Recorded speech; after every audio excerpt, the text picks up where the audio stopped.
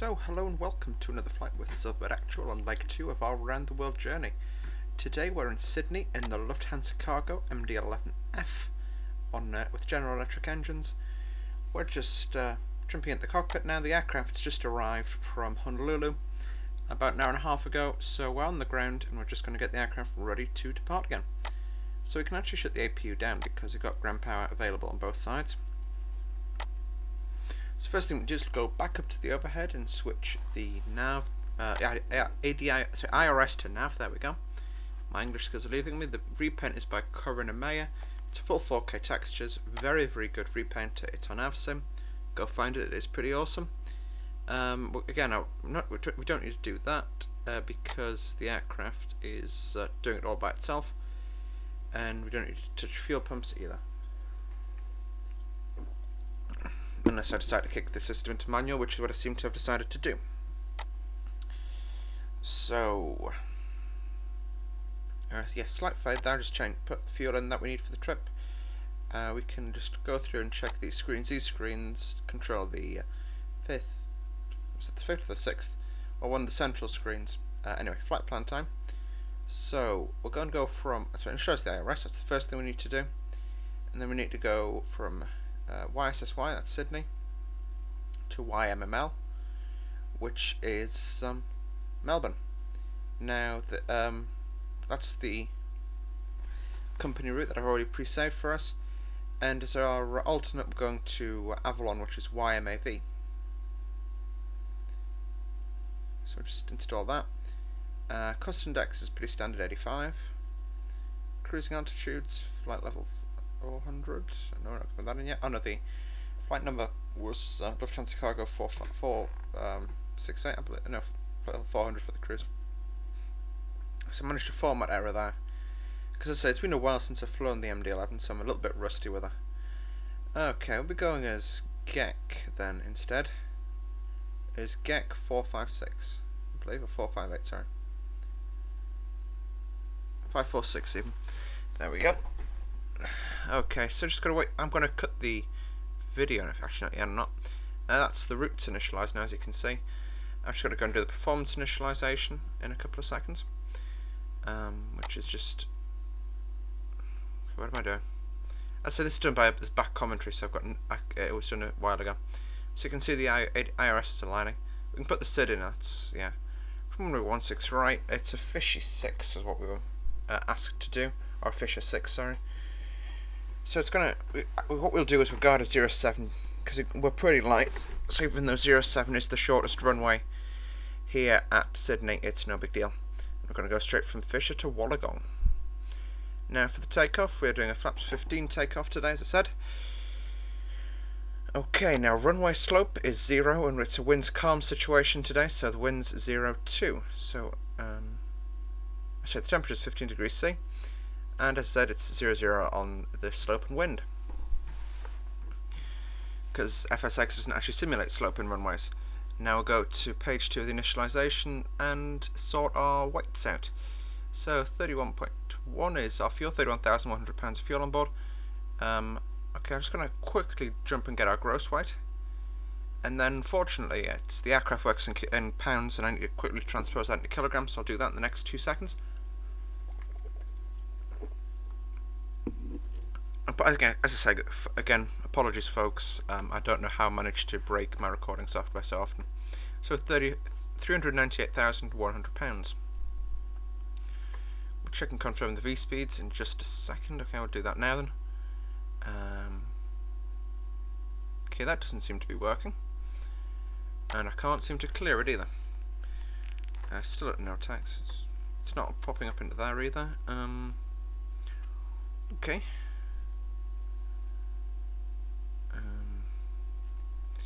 So what we can try is to install the speeds into the aircraft and just type them in. Reinitiate that. No? Okay. Please work. There you go. Speeds going in. That's V1136. V-rotate 134. I have no idea why V-rotate works out slower, than V1. First time it's ever worked for me. Okay, and we can program a slight derate in. because, as I say, we are very light today, which only gives us a D rate of about 8% thrust, but it's just a little bit of a D rate. Okay, it's refusing to go, so what we can do is we can just go and use the second FMC. I'm just going to drop the yoke down so we can see a bit better. And as I say, we'll just use the second FMC for a little while. I'll just check what the thing there is. So what it's complaining about is that the auto brake's disarmed. I'll sort that out in a little bit. And the other one is the miscellaneous page. So it's just a long list of all the things that the airplane doesn't like about itself right now, which is mainly the fact that the doors are open.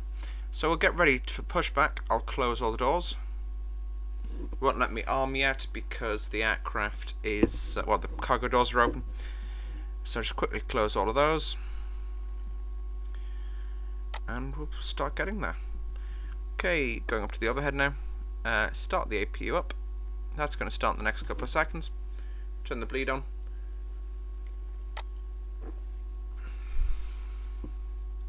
Now, unfortunately, we're going to have to wait a little while after we start for the IRUs to start up. So I'm probably going to cut the video here, folks. I'm just adjusting the cargo heat to because we've got race horses on board today. Okay, so I'm going to cut the video here, folks, just until the IRUs are aligned. See you then, folks. Bye bye. Okay. Whoa. Okay, so welcome back, folks. The IRU is now, as you can see, fully aligned. So we'll get ready to push back and start.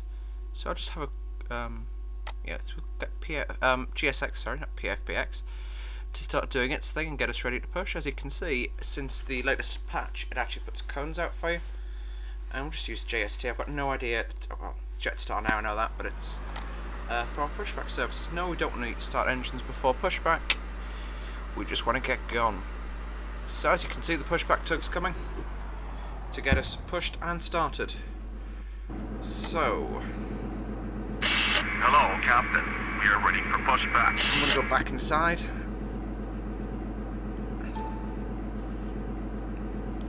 And I'm just going to wait a few seconds until we're ready for the pushback, and then once we start rolling, I'll start the engines. Ignitions A and B are on. Locking gear.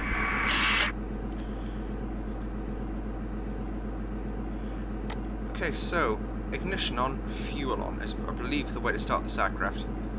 I'm pretty sure anyway. I'm not sure 100% because it's my first time with the MD-11 for a very long time.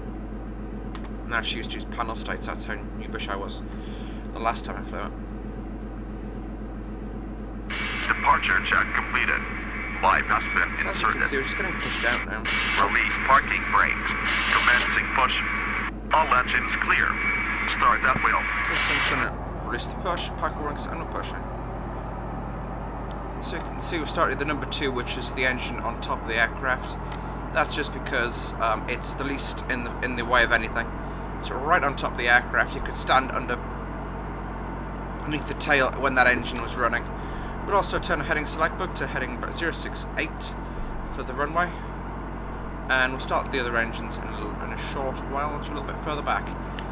I also know we're in a smaller stand than we should be in, but that's just the way it is now. That's still the same. We'll just keep that screen open, though. I don't know why I couldn't make that go away. Well, I don't know why it couldn't go away, sorry, there we go. Okay, we'll start number 1 now. There you go, starting number 1. Okay, I don't think this is going to turn us, is it? I don't know.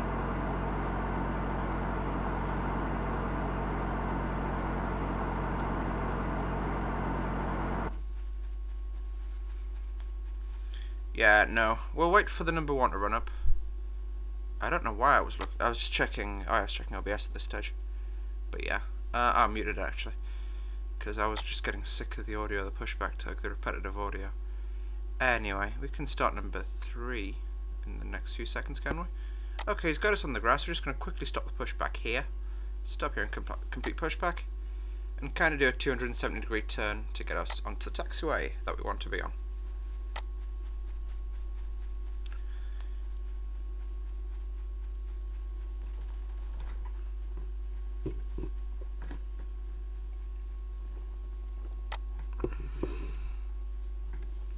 So we're just going to jump back into the cockpit. I don't know why it pivots me around every time I look outside. Well, I do, but I don't know why it has to. That's what I mean. And so we're starting number 3 whilst he disconnects himself. Yeah. Nearly there, folks.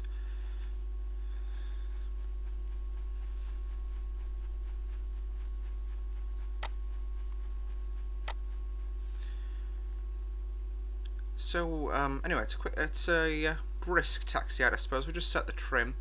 Want 5.5 degrees of nose up trim on the aircraft right now. I know it's complaining about trim stab, but I can't actually input anything into the window. So therein lies the issue. And a well-balanced aircraft's 80% CG. Just saying, but anyway, we can now stick flaps 15 down. Flaps start slats. That's flaps 15.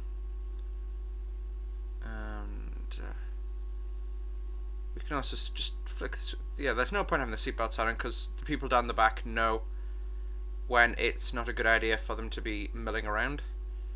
So yeah, must just can't actually turn off the ground power units, but yeah, no biggie. They'll go off by themselves.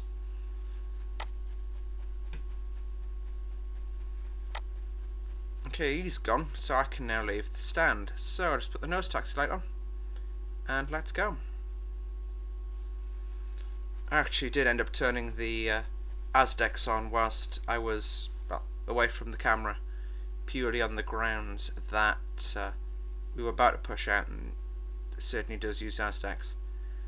So as I say, it's a 270-degree pirouette out of stand, and we're getting to, so it's a one long taxi, straight line down this runway, all the way down this taxiway, all the way to the end. Apparently, I'm actually not on a taxiway with this concrete surface I'm going to, but obviously I haven't realised that yet.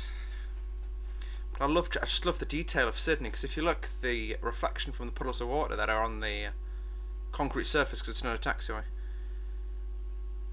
Anyway.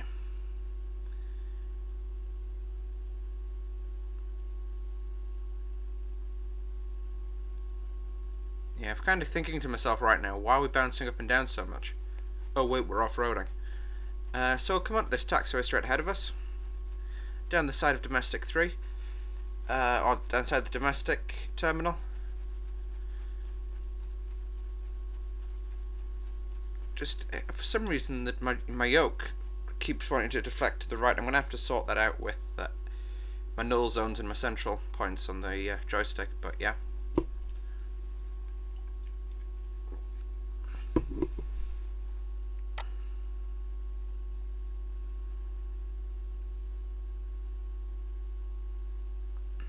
So we are clear on the approach. We're crossing this runway.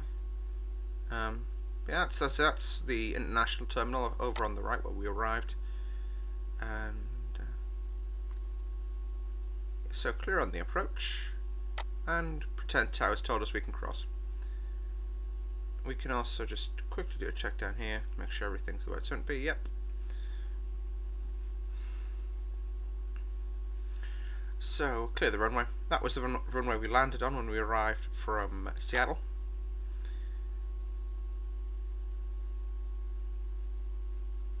Just down here, then left, then left. Actually, we could turn left here, then turn right. And the runway in front of us now, that's 07. Yeah, we're getting there. So,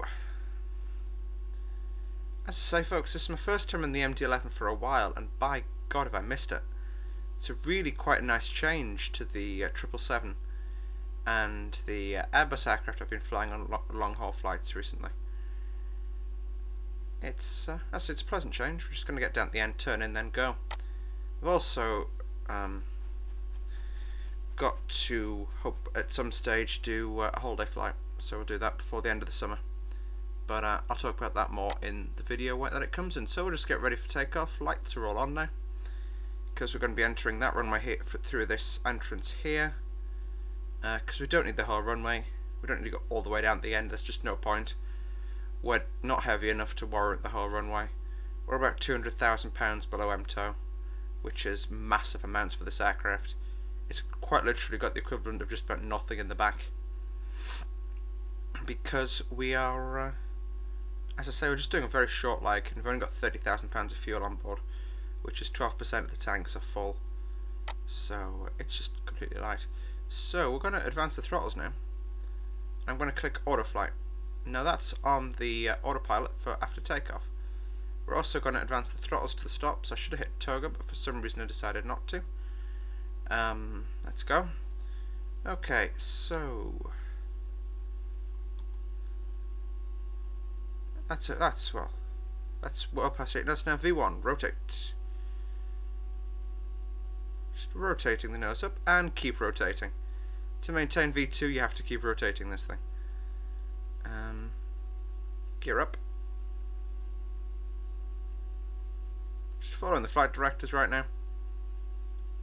If I just go to an external view in a little bit, we'll engage the autopilot passing 1,000. Autopilot on. And nav mode. There we go. And profile. Will that work? Yes, it will. Okay, so just go at the external view, as I say. And sorry for the fact that the aircraft isn't actually rendering for some reason right now. But look how steeply we've climbed out. It's just mad that such a large aircraft can climb so fast. I suppose it makes a lot of sense. And I mean, you could literally just stick this in front of a cliff face and say take off and it would.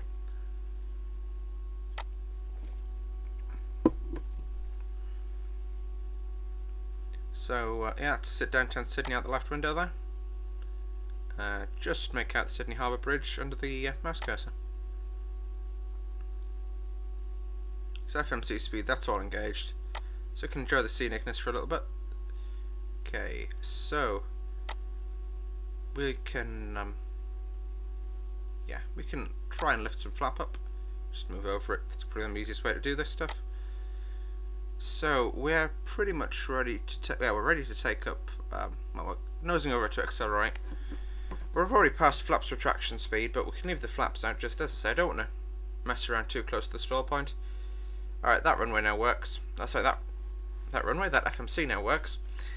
CDU, I should call it, works. So anyway, as the aircraft accelerates, we'll just pull to slats.